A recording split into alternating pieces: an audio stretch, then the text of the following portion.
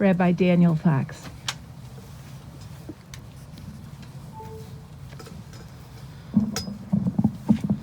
Thank you for your patience, everyone.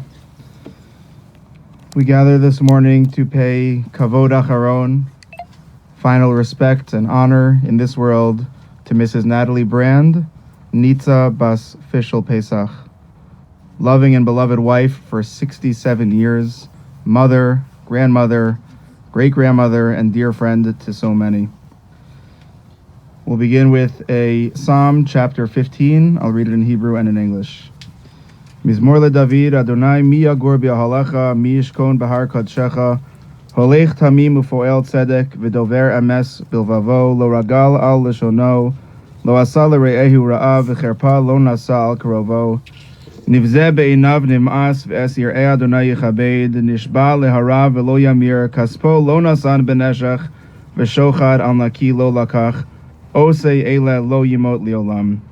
A Song of David. Lord, who may sojourn in your tent, who may dwell on your holy mountain, one who walks in purity, does what is righteous, and speaks the truth from the heart, who has no slander on the tongue, nor has done harm to a fellow, nor casts disgrace toward a neighbor, in whose eyes a contemptible person is repulsive, but who honors those who are in awe of the Lord, who swears truthfully even to personal hurt, and never retracts, who does not lend money on interest, nor takes a bribe against the innocent. One who does these things shall never falter. There's a custom at the funeral of a righteous Jewish woman, a mother, a wife, a mother, grandmother, great-grandmother, as mentioned, to recite the Eishes Chayil. This is from Proverbs chapter 31, a beautiful song, poetry written by King Solomon in honor of a great Jewish woman. Eishes Chayil mi yimtza v'rachok mi pininim michra, batach ba lev bala, v'shala lo yachzar, gemalasu tov v'lo ra kol yemei chayeha.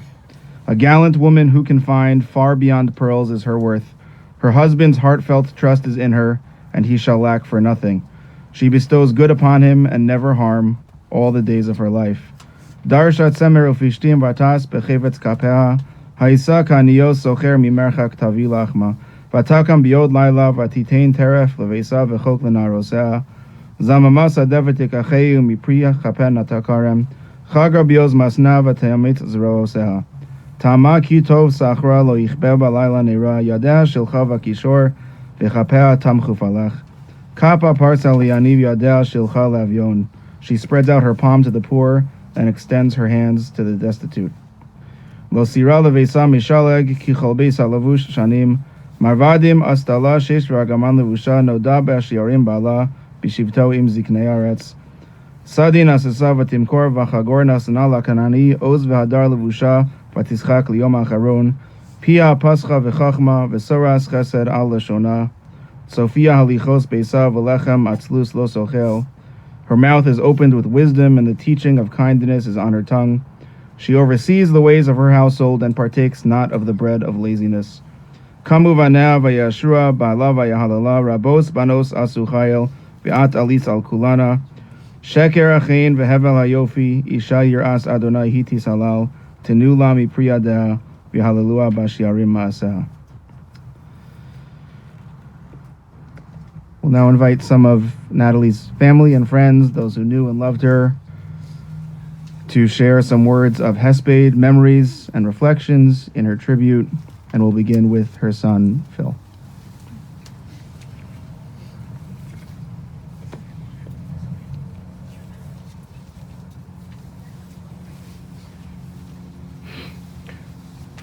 Thank you all for being here today.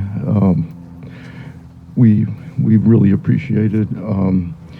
Yesterday, a group of us, 8 or 10 of us, met Rabbi Fox for the first time. He did not have the honor of meeting my mother, but we talked for a while, and it was actually very fun just to reminisce about my mother, about my father.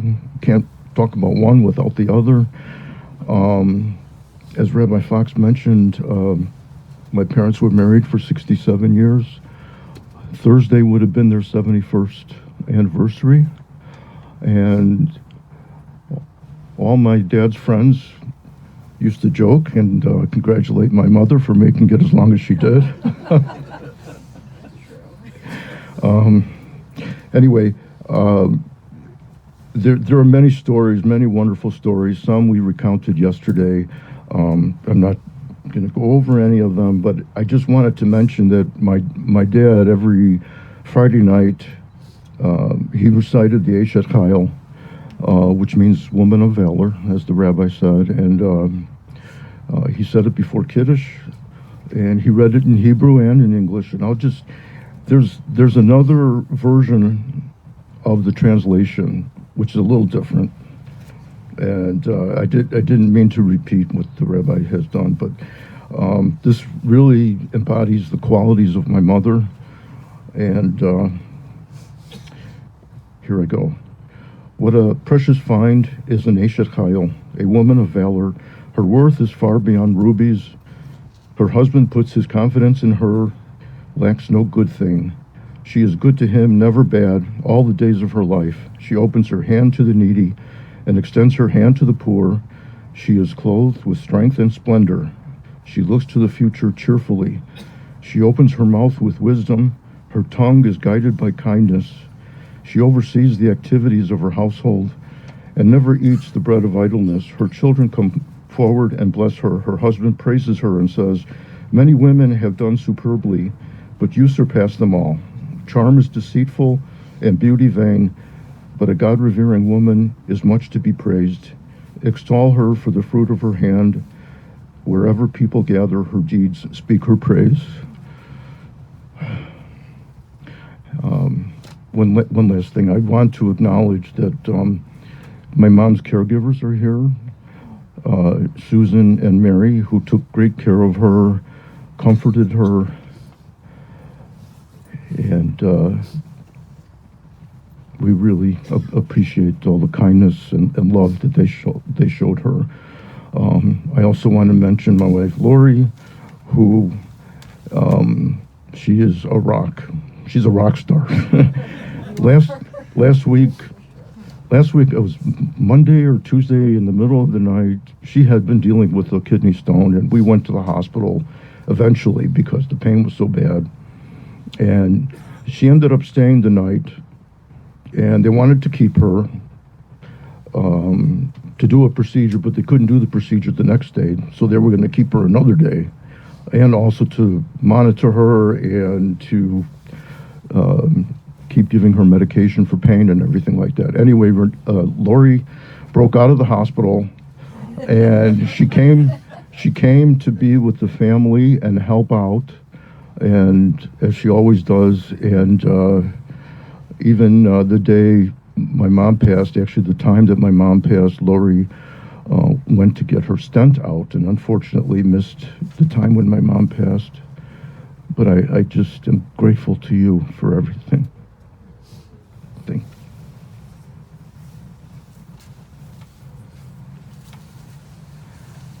Thank you, Phil. And we don't know exactly how things work in the next world, but I would imagine it should bring some comfort that this Friday night your father can sing Eshet Chayil to your mother again.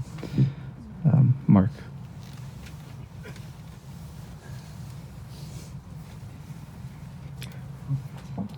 I wasn't planning to start with this, but I'm going to follow on Phil's comments. Lori was invited into our family through a kidney stone, so they're not all bad. It's all you, Mark.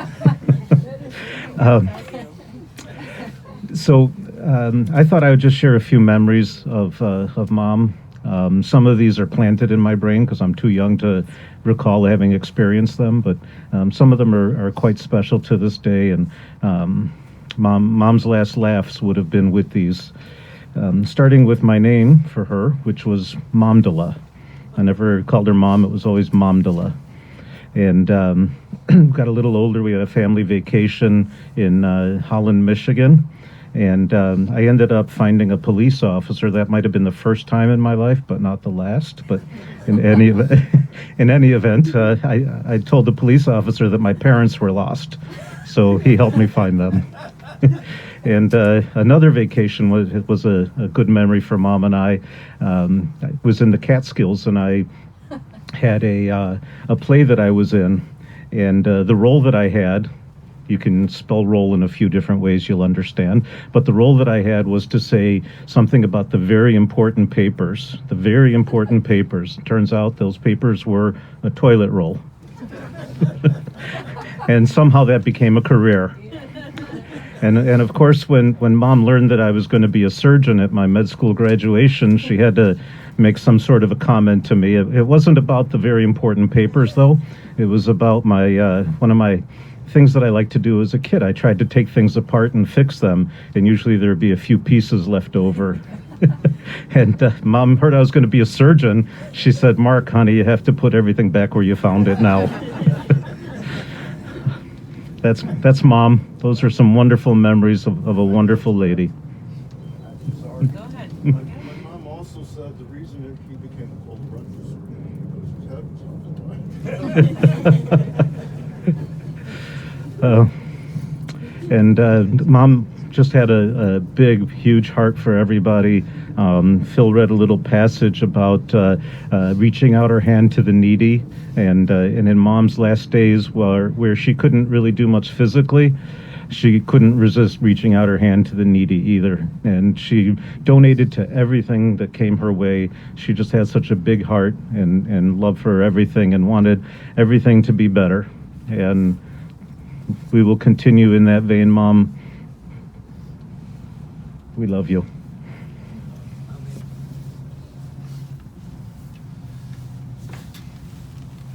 Lori, please.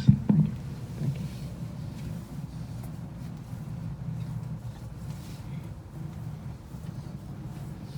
Okay, I'm a rambler, a really bad rambler, so I had to write mine down. I was sitting in Mom's room at her desk while Phil sat at Mom's old, dilapidated, broken recliner chair, which should have been thrown out 20 years ago. But she insisted on keeping it. She wouldn't let us get her a new one. In fact, Renee did get a new one, and Natalie refused to sit in it. However, it was just the two of us sitting there thinking, when all of a sudden I turned and looked at an empty bed that was occupied for the last 5 months, and I realized, wow, she had such a huge impact on all of us. Oh, see, I started to ramble.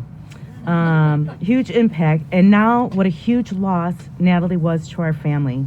I really didn't think I had it in me to talk at Mom's funeral, but sitting there looking at the empty bed, I knew I had to share what an incredible woman she was. I am her daughter by marriage, but she never made me feel anything less than her daughter. We talked, we laughed, agreed to disagree all the time. Natalie was funny, strong, supportive, and had so much love to give. She loved to laugh. Her laugh and her smile were infectious. She made everyone feel special.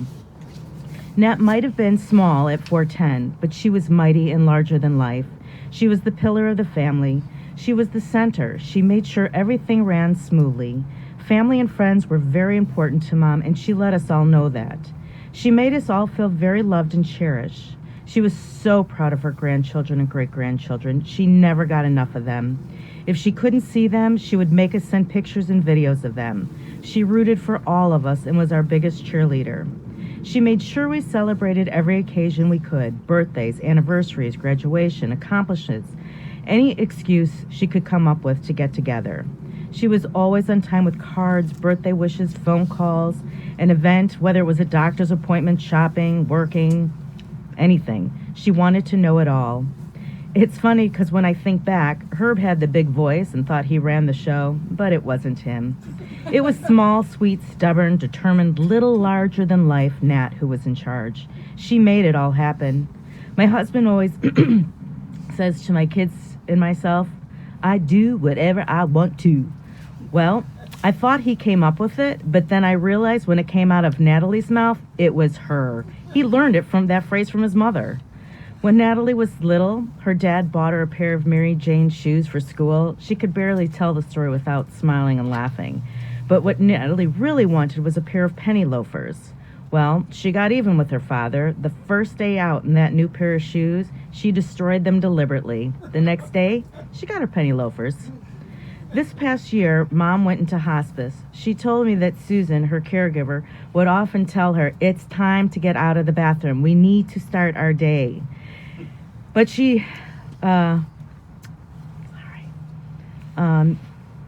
but she deliberately stayed longer and got out when she decided it was her time to get out.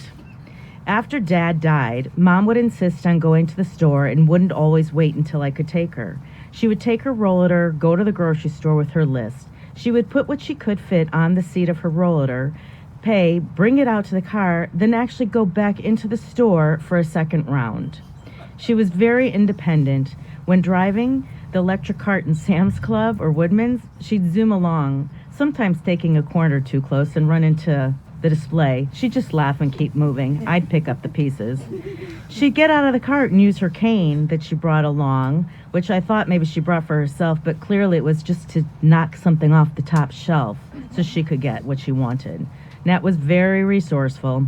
She knew every aisle of Jewel's, Sam's Club, Sarah's Tent, Hungarian, Woodman's. It was amazing. She knew what lane and right where to send me to get something. Passover, that was a whole entity unto its own. Passover shopping was taken to a whole nother level. It was an art, having long lists, hitting multiple stores, and knowing where and what we were getting and where we would find it. Phil and Mark can confirm what I'm saying because we all got to take part in that. I think even Susan got to take part in that too. Mom also knew what everyone liked to eat and made sure we had what we wanted. I used to tell her I would make one meal, and if people didn't like it, they could make themselves a peanut butter and jelly sandwich. If you liked a certain pop or a certain dessert or something specific, it was always there for you. Mom was always thinking of others, family, friends, and even those she didn't know. I'm surprised the Postal Service didn't charge extra for mail delivery. Mom would get huge stacks of mail daily and still does. Mom donated to every cause. I really don't think there was a cause she didn't donate to. She would say no to buying a necessity for herself, like a recliner chair, or something pleasurable for herself, and give it to us, the poor, the sick, and anyone who needed it. There are so many fun stories that I could share about Mom, but I promised myself I wouldn't ramble on, as I tend to do. So I will end with this. I will say Mom was strong and willful. She was always straight with us and said it like she saw it. She didn't sugarcoat it. But she was also a softie, a little gullible, okay, maybe a lot gullible, warm, nurturing, supportive, and very generous. Giving to others always brought her joy. I will always cherish my time with Nat. She was my mother, and I will miss her dearly. My mom was in pain for 30 years, but always pushed on. She isn't in pain anymore, and I am happy she gets to be with her soulmate Herbie, her beloved daughter Renee, loving sister Pearl, and her parents. I know she missed them terribly, as I will miss her. Love you, Mom.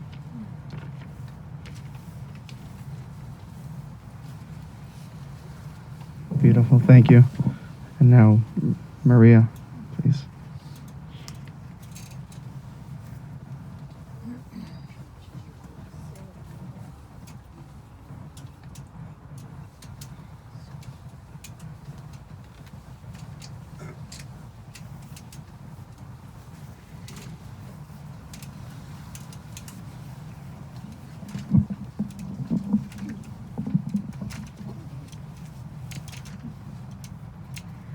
I have a lot of memories of the whole Brand family. I've been with them for 42 years because of Renee and I being close friends. The first 40 years with them have been shared and grateful for me to be in the family. They've included me in everything. Natalie has always been very strong in my life. And every time something would be needed or she wanted to share, she'd call us all the time, me and Renee. But the last 2 years of her life, she truly had with me in our home that was provided very well for us by Renee. I'm very grateful to have those 2 years with her. We've had many laughs, and so hard sometimes we'd be crying at the kitchen table. And many breakfasts we've had together too, and I'd say, we'd be eating like 11 o'clock in the morning, and I go, do you have to have your breakfast? Oh, I'll have it, don't worry. So we often skip lunch, and then come time for dinner. Okay, Mom B, what do you want to eat now? She was my Mom B, by the way. And she'd say, I'll eat about 7:30, 8 o'clock. I said, no, the kitchen closes at 7 because I have to get the dishes done and everything so we can relax a little bit. And then she'd go back to her room and start doing her little donations like Larry was talking about. She always thought of everybody. I want you to know, Lori, she loved you dearly. Really, you are a daughter to her, second to none, and she loved her entire family. She never thought badly of anybody she spoke of. She was always in tremendous joy to have her family. Like Lori said, any occasion she could think of, she had to develop something, and she'd have a dinner, she'd have cake, she'd have whatever. I will truly miss her. Every morning I'd go in and say, "Good morning, sunshine," even in her hospice bed. I go, "Do you know you're 89 years old and you have all your teeth? Many of your friends probably don't." She goes, "Well, I'm missing one, but nobody knows, it's in the back." Okay, very good. She had beautiful skin, beautiful smile, beautiful charm. I will miss her dearly because I really, truly believe she was my second mom. And I thank all of you for coming today, too, and sharing this with the Brandon family. They appreciate it, too. Thank you.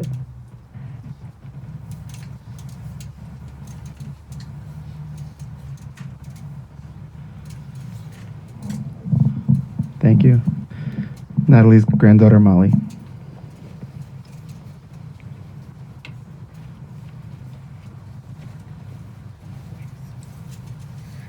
Hi, everyone. So I, too, am a rambler, so I wrote down what I wanted to say. I was not able to get something to share for Zadie or for Aunt Renee. I'd like to try now. My Bubby is a role model for many reasons. She dedicated her life to her family. She put so much time and energy into everything, no matter how she was feeling. She's had health problems my entire life, as long as I can remember. She's always had a cane, walker, a rollator, has battled diabetes for as long as I can remember. She's never let that stop her from hosting a holiday to attending events for her grandchildren. My Bubby's number one goal was for her family to be together and to love each other. Whenever the holiday celebration, Shabbos, or game night would end, and you'd tell her that you have to go home, she would always act surprised and be like, "Oh, why are you leaving so early?" Even though we'd been together 4 hours. It always seemed like she wanted us to be there longer, like the time was never enough. There were many times where I observed her just sitting there at the table with all of us, listening, looking at the people around, and smiling at the pride she has in the family she grew with Zadie. I'll forever remember ending every phone call with her with a dozen kisses and a few goodbyes. She was the rock and is the rock of our family, and an example of the kind of woman we can hope to be. She was our compass, and she always thought of everyone. She always wanted everyone to be together through the good and the bad. In her final days, she would still find ways to connect, even though her body was shutting down and fighting against her, by giving a wink, a small smile, or a hand squeeze. Love you, Bobby.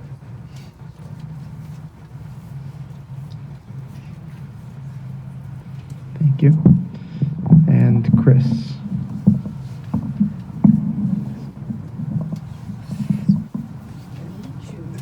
Even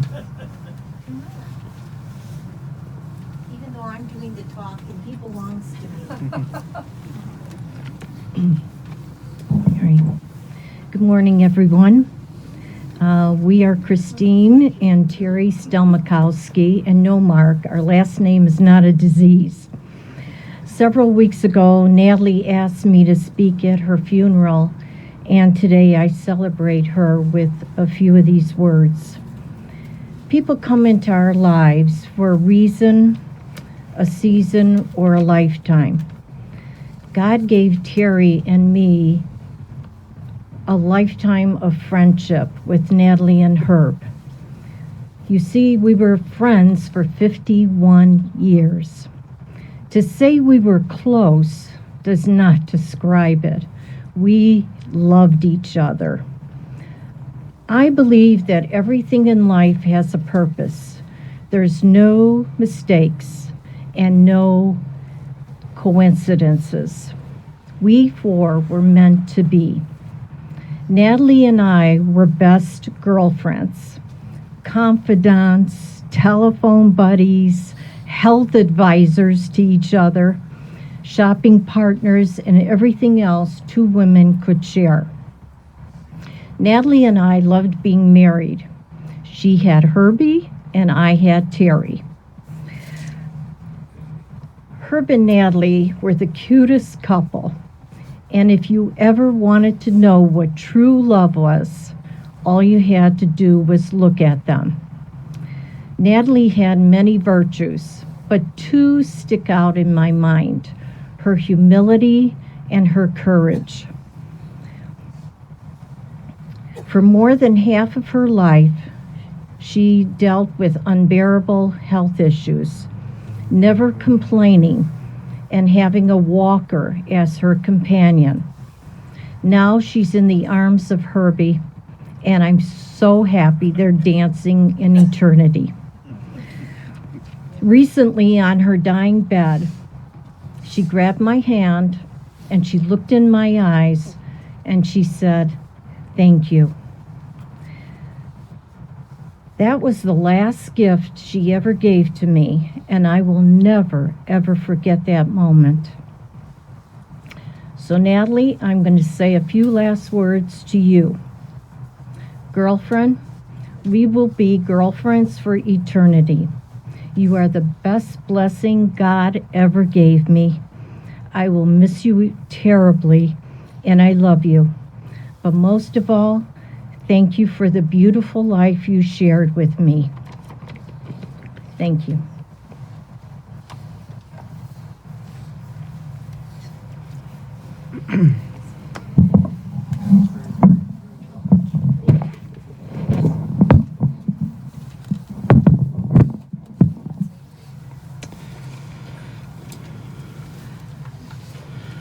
Just a few closing thoughts.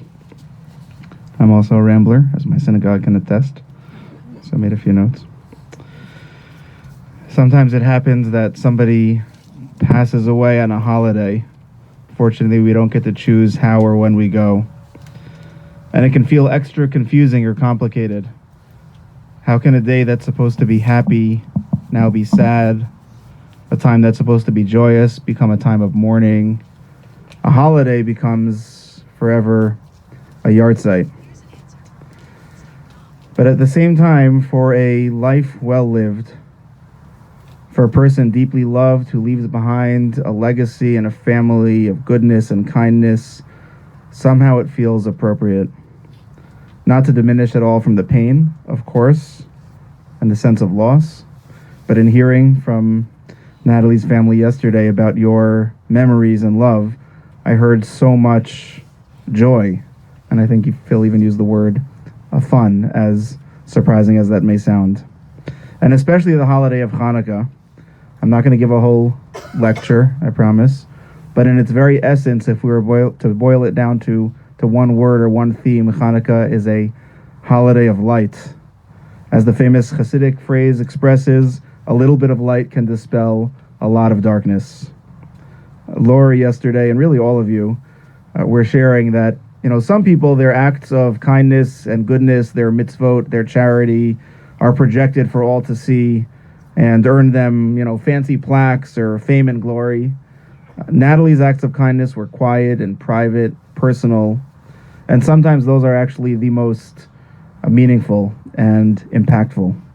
A small candle, as Hanukkah teaches us, a small flame can go a very long way. And particularly on the last day of Hanukkah, the last moments of Hanukkah, in fact, when Natalie passed away, the day on which we light all 8 candles, we get a glimpse of what a small light with another small light and then another small light can really create. A dollar here, a kind word there, a smile here, a thoughtful gesture, a phone call, how all of those can truly add up to a glorious beacon of light. I loved how you shared, and it was mentioned several times, but I'll mention it again, how giving Natalie was. And you mentioned that sometimes her husband, Herbie, had to gently ask her not to give away their money to everybody and anybody who asked, and that she would give away far more than she had. And I can't really think of a beautiful tribute to remember about someone than that. She instilled within each of you a love of family and Judaism and a love for each other. And when I asked you yesterday what you would think she would say she loved most, it was unanimous and immediate. everybody said that it was being with her family, with ice cream a very close second. And to think about how much she would love being here today, not here, but here with you all, seeing the family together, being there with each other and for each other, supporting and loving each other, would be something that would bring her a lot of joy. And I'd like to believe that she's smiling down, getting a lot of nachas, watching, and in a different way being with all of you as well. I want to just mention the final lines of Eishes Chayil, which I know have now been mentioned a few times, but I think appropriately so. I didn't translate them before, but I'm just going to read 2 lines now. Her children arise and praise her husband, and he lauds her. Give her the fruits of her own hand, and let her deeds praise her in the gathering places. There is truly no greater honor for a person than to have their children, their grandchildren, stand and before their friends and family, their loved ones, praise a wonderful person and a wonderful life. The real miracle of the Hanukkah light is not that it lasted 8 days, but that it lasted and has lasted thousands of years and will last forever. In fact, in the blessing that we say before lighting the Hanukkah candles, we thank God. We say, Sha'asa nisim la'avosenu, that God performed miracles for our ancestors, bayamim ha'hem bazman hazeh, in those days and in these days. In those days, the oil lasted for 8 days, and in these days, the oil still remains. In a world that is all too often dark, the light of the menorah, the light of love and Judaism, the Torah, kindness, shines forever. And the true beauty of light is that it never really disappears. So, of course, today is a sad day. It's a day in which we say goodbye to the body and to the existence of this world of a beloved and loving woman. But we know that the neshama, the soul of a person, like the light, exists and lives forever. It shines in each of you, in each of us, in our family, and in the world. It's our responsibility, honor, privilege to carry Natalie's love and light, Leolam Va'ed, always and forever. Yehi Zichra Baruch, may her memory be for a blessing. In just a moment, we'll perform the very difficult but important mitzvah, the act of the burial of a loved one. It's a tradition, and we'll just pause for a moment to just have a moment of silence to think or speak and ask Natalie for forgiveness, for mechila. She was clearly treated wonderfully by all of her family and friends, but we all sometimes make mistakes or say something. So if there's something that you'd like to ask, either with words or in thought, for forgiveness in these auspicious moments, we'll pause for just a moment.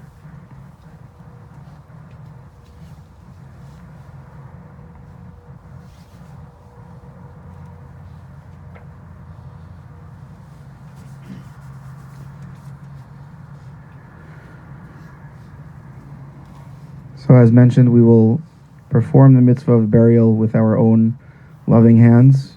Me'afar basav el afar tashuv, the verse in Genesis states, from the earth our body came, and to the earth it shall return. I'll just mention a couple of guidelines or reminders.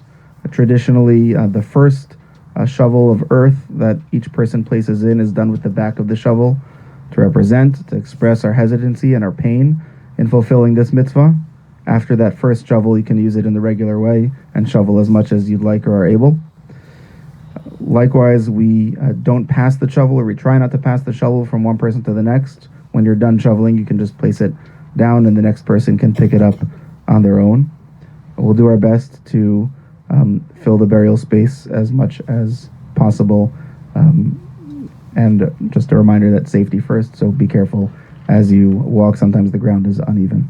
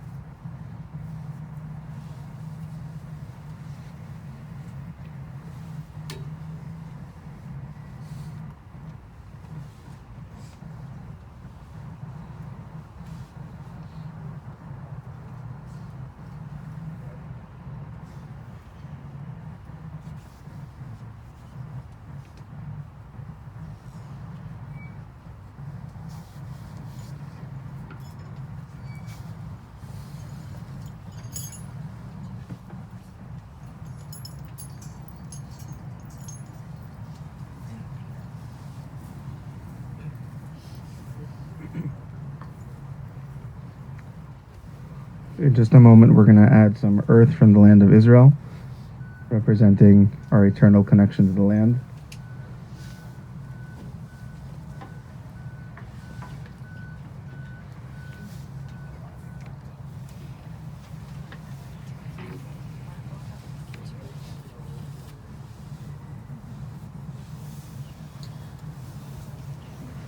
Just wait a second, let me set up.